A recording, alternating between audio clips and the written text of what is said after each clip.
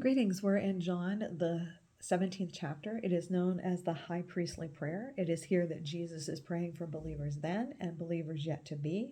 In verse 15, he says, I do not ask that you take them out of the world, but that you keep them from the evil one. First of all, we want to see something very important here. That God's people, in the midst of hardship, sometimes we want to be removed from this world. We would rather be in eternity than deal with some of the hardship that we face. But as believers, we can't withdraw from the world. We need to remain faithful influences, continually doing good and building God's kingdom in the world in which we live. The central request of that prayer is repeated often. And so we need to keep standing faithful to who Jesus called us to be.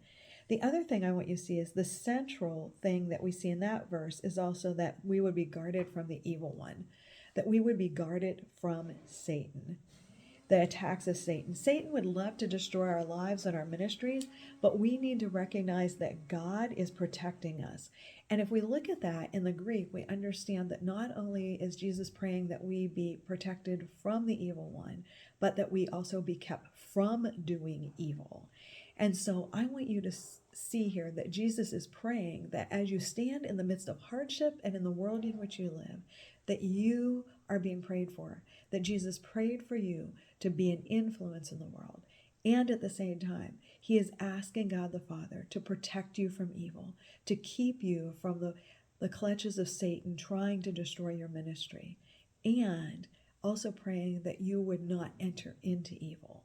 Friends, we have the opportunity as believers in Christ to stand faithful in our witness, to stand firm, knowing who Jesus is and being an influence in this world.